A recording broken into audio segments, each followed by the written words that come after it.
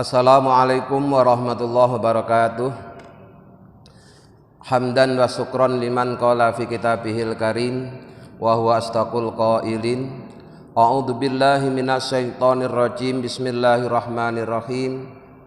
Walladzina jahadu fina lanahdiyannahum subulana wa innallaha ma'al muhsinin. Shadaqallahul adzim. Amma ba'du. Hadirin ma'asyiral muslimin hafizakumullah. Masih melanjutkan bab mujahadah. Sore ini akan kami bacakan hadis yang ke-7. As-sabi'u, hadis yang ke-7, anhu, diriwayatkan dari Abi Hurairah radhiyallahu anhu.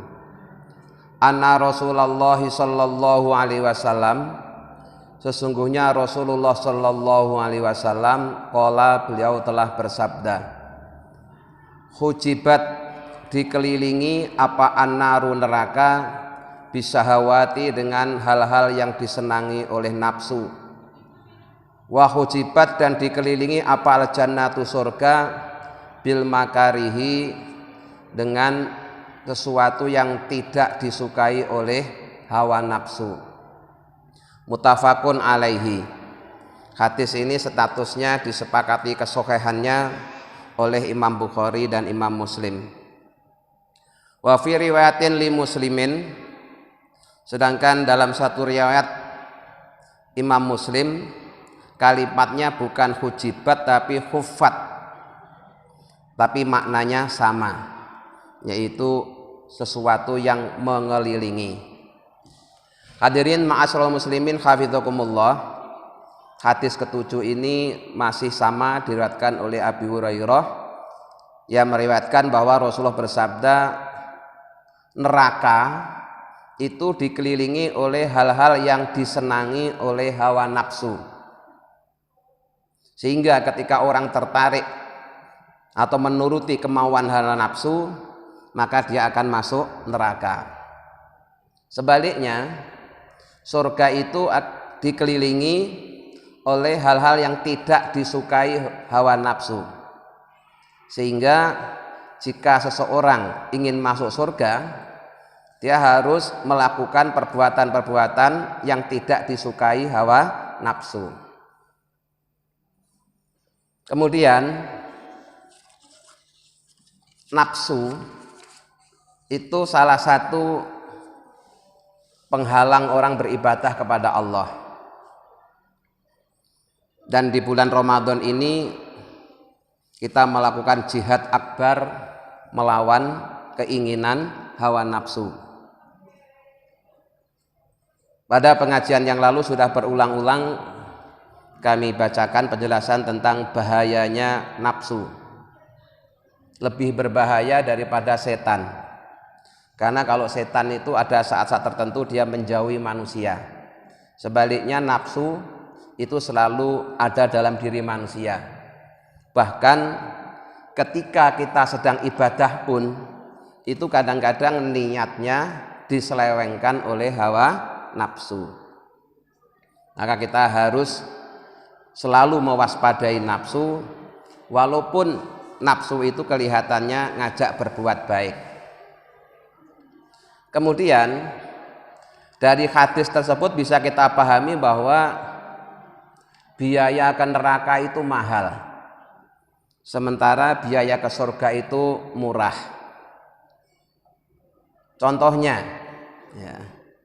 harga minuman halal yang bergizi dan menyehatkan itu lebih murah dibanding dengan minuman yang diharamkan. Harga 1 liter susu itu lebih murah daripada 1 liter whisky. Padahal jelas susu itu banyak manfaatnya, sementara whisky banyak madharatnya.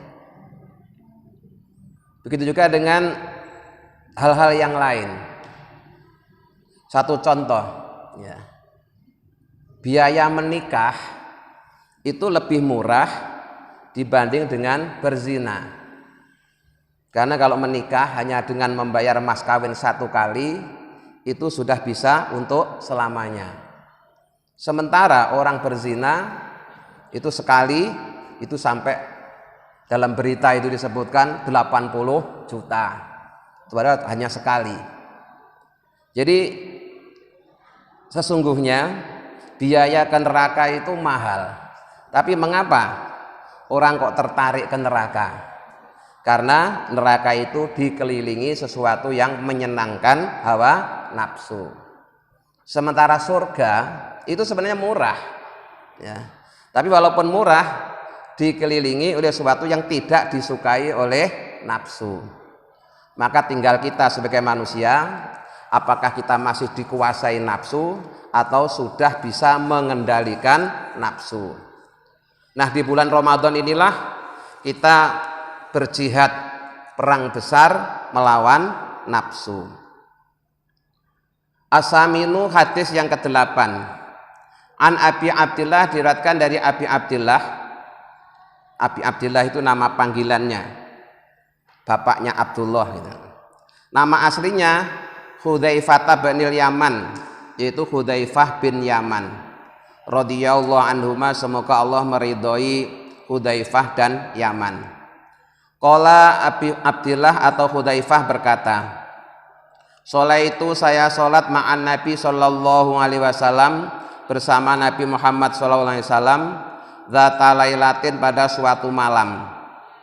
Faftatahal Baqarata, kemudian Rasulullah setelah baca suratul Fatihah, beliau dalam rakaat pertama itu membaca surah Al-Baqarah. Fakultu, maka aku berkata dalam hati, kata Hudzaifah tadi, yarka'u intal mi'ati, barangkali Rasulullah akan rukuk setelah membaca 100 ayat dari surah Al-Baqarah. Tapi apa yang terjadi? Summa madha, kemudian ternyata Rasulullah melanjutkan bacaan surah Al-Baqarah. Ya. Fakultu, kemudian aku berkata lagi di dalam hatiku, yusolli biha fi raqatin, oh barangkali Rasulullah akan menghatamkan surah Al-Baqarah dalam satu rakaat. Famadha, ternyata begitu selesai surah Al-Baqarah, Rasulullah masih melanjutkan ke surat yang lain. Fakultu, kemudian aku berkata lagi di dalam hatiku, kata sang rawi yaitu Hudzaifah tadi, yarka'u biha, oh barangkali Rasulullah akan rukuk setelah selesai surah Al-Baqarah dan beberapa ayat dari surat berikutnya. Sumaftatahal nisaa faqara'aha, kemudian Rasulullah melanjutkan membaca surah An-Nisa. Jadi dalam satu rakaat itu Rasulullah setelah Al-Fatihah baca Al-Baqarah sampai khatam. Setelah itu pindah ke surah An-Nisa juga sampai khatam. Sumaftatahal ala Imrona, setelah selesai membaca surah An-Nisa sampai khatam, kemudian Rasulullah memulai membaca surah Ali Imran, ya, faqara'aha. Yaqra'u mutarasilan, dan Rasulullah membacanya dengan tartil, artinya tidak dengan cepat juga tidak dengan lambat, jadi sedang.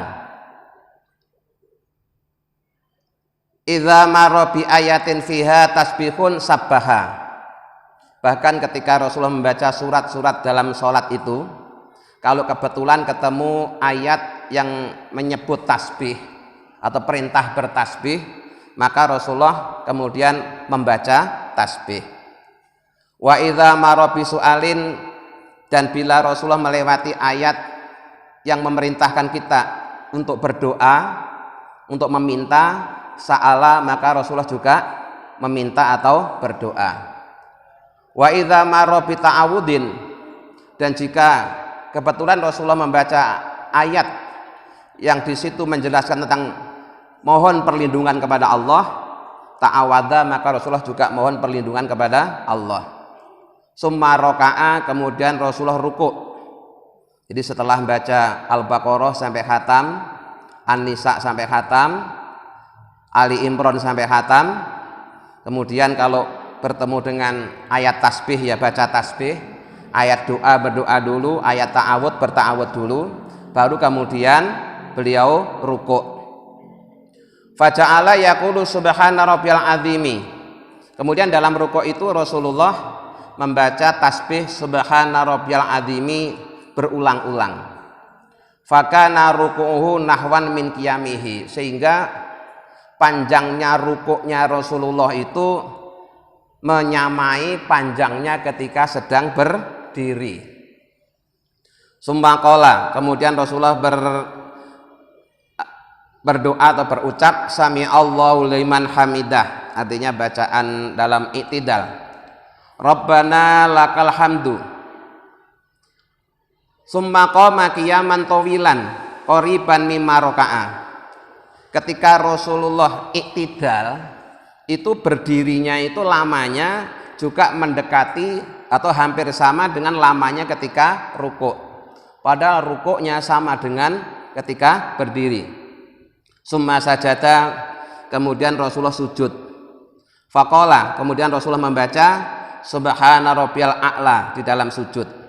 Fakana sujuduhu, maka adalah sujudnya Rasulullah itu qoriban mendekati min qiyamihi dari berdirinya. Jadi sujudnya juga lama seukuran atau mendekati lamanya ketika beliau berdiri. Rawahu Muslim. Hadis ini diriwayatkan oleh Imam Muslim. Hadirin ma'asyiral muslimin hafizakumullah. Dari hadis ini ada beberapa hal yang bisa kita pahami. Pertama, bahwa sholat malam atau sholat tahajud itu boleh berjamaah. Ya, walaupun tidak dianjurkan berjamaah, tapi boleh berjamaah. Terbukti tadi itu, ketika Rasulullah sholat malam, kemudian Hudzaifah makmum, oleh Rasulullah tidak dilarang. Ya, seandainya sholat tahajud itu tidak boleh berjamaah, tentu Rasulullah ketika ada yang bermakmum pasti dilarang. Nyatanya Rasulullah tidak melarang. Bahkan sholat-sholat sunnah yang lain pun juga tidak dilarang untuk berjamaah. Ada satu cerita, Rasulullah itu diundang oleh seseorang yang orang itu sangat kepingin rumahnya dipakai sholat oleh Rasulullah. Akhirnya Rasulullah mendatangi rumah itu, kemudian Rasulullah sholat sunnah mutlak, ya, sholat sunnah yang tidak terikat oleh waktu dan sebab, itu namanya sholat sunnah mutlak. Nah, ketika Rasulullah sholat di rumah itu, yang punya rumah itu ikut berjamaah. Itu ternyata oleh Rasulullah juga tidak dilarang. Apa Rasulullah tidak tahu? Sangat tahu. Wong Rasulullah juga merapikan barisannya. Jadi ketika tuan rumah itu tiba-tiba bermakmum itu, oleh Rasulullah juga dirapikan jamaah. Barisan sholatnya. Jadi dari hadis ini bisa dipahami bahwa sholat sunnah yang tidak dianjurkan berjamaah itu seandainya dikerjakan berjamaah tidak dilarang. Terbukti Rasulullah pun ya ketika sedang tahajud ada sahabat yang berjamaah, Rasulullah tidak melarang. Kemudian walaupun Rasulullah sholat di malam hari, sholat tahajud, itu Rasulullah juga membacanya dengan bacaan keras. Seperti kita sholat jamaah isya. Apa bukti kalau dia membaca keras? Buktinya sahabat yang makmum itu dengar. Ya, seandainya Rasulullah bacanya pelan, kayak sholat duhur, tentu jamaahnya kan nggak dengar. Lah ini jamaahnya dengar. Rasulullah habis baca Fatihah, baca Al-Baqarah sampai khatam. Habis Baqarah terus langsung melompat ke surah An-Nisa sampai khatam. Setelah itu baru baca surah Ali Imran sampai khatam. Dan tadi saya lihat di Al-Quran, Pak, Al-Baqarah, Ali Imran, An-Nisa itu sekitar 6 juz, Pak. Itu dalam satu rakaat, Pak. Ya, 6 juz. Nah, maka dari hadis ini bisa kita pelajari bahwa imam boleh membaca surat panjang jika makmumnya ridho. Ya, jadi imam boleh membaca surat yang panjang, bahkan tidak hanya satu surat tapi beberapa surat yang panjang jika makmumnya itu ridho. Walaupun undang-undangnya yang umum, Rasulullah berpesan kalau kalian ngimami orang banyak, jangan panjang-panjang. Permudahlah sholatmu dan perpendeklah bacaanmu, karena di antara jamaahmu itu ada orang yang anak kecil sedang menangis, atau orang tua yang tidak kuat kalau berlama-lama berdiri, atau mungkin ada jamaah yang sedang banyak urusan ya. Maka Rasulullah mengajarkan kalau kita ngimami orang banyak itu tidak boleh panjang-panjang. Tetapi ketika Rasulullah sholat tahajud sangat panjang, Pak. 1 rakaat itu 6 juz, Pak. Ya, 6 juz. Nah. Kemudian Rasulullah 6 juz itu membacanya juga tidak cepat-cepat. Membaca Al-Quran itu kalau pelan-pelan, ukuran saya ya, yang biasa saya baca itu 1 juz itu 30 menit, Pak. Ya, yang saya lakukan itu 1 juz itu perlu waktu 30 menit. Sehingga kalau Rasulullah membacanya itu 6 juz, berarti 1 rakaat itu bisa 3 jam. Bisa dibayangkan Rasulullah 1 rakaat 3 jam.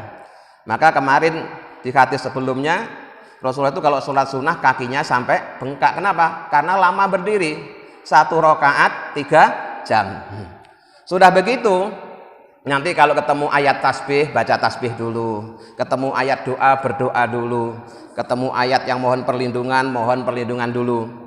Jadi menyisipkan doa di tengah-tengah bacaan Al-Quran itu dibolehkan dan dicontohkan oleh Rasulullah.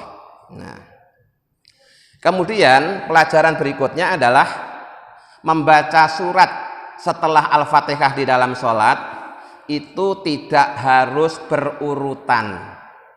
Walaupun yang terbaik tentunya adalah berurutan. Tapi seandainya melompat-lompat itu boleh-boleh saja. Karena buktinya Rasulullah tadi itu setelah selesai Al-Baqarah harusnya Ali Imran, tapi tidak. Rasulullah langsung An-Nisa. Apalagi di zaman Rasulullah kan memang Al-Quran juga belum dibukukan. Tapi walaupun belum dibukukan itu sudah Rasulullah kalau bulan Ramadan itu tadarus sama malaikat Jibril itu sudah berurutan sebagaimana yang ditulis di dalam mushaf Al-Quran ya. Jadi Rasulullah habis Fatihah, Al-Baqarah, habis Al-Baqarah langsung An-Nisa, habis An-Nisa baru Ali Imran. Itu 1 rakaat. Terus rukuknya hampir sama dengan berdirinya, iktidalnya hampir sama dengan rukuknya, sujudnya hampir sama dengan berdirinya. Itu semuanya dilakukan dalam 1 rakaat di sholat malam. Nah, di hadis ini memang tidak diceritakan di rakaat kedua Rasulullah baca seberapa. Tapi dalam kitab-kitab fikih bahwa imam itu dianjurkan baca surat di rakaat pertama itu hendaknya lebih panjang daripada rakaat kedua. Ya, kita yang terbiasa pendek ya paling tidak kalau rakaat pertama Al-Kafirun, nanti rakaat kedua Al-Kautsar gitu ya. Jadi kalau rakaat pertama sudah Al-Kautsar, rakaat kedua kan tidak ada yang lebih pendek lagi. Kenapa rakaat pertama dianjurkan agak panjang? Itu untuk nunggu barangkali jamaahnya masih ada yang wudhu, jamaahnya masih ada yang berjalan, sehingga dia tidak sampai ketinggalan rukuknya imam di rakaat pertama. Di rakaat pertama itu dianjurkan lebih panjang daripada rakaat kedua. Sore ini sampai di sini dulu, insya Allah kita lanjutkan besok lagi. Mudah-mudahan kita bisa memahaminya. Amin ya rabbal alamin. Bismillahirrahmanirrahim. Asyhadu an la ilaha illallah. Astaghfirullah. Nas'alukal jannata wa na'udzubika minan nar. Allahumma innaka afuwun tuhibbul afwa fa'fu anna ya karim. Assalamualaikum warahmatullahi wabarakatuh.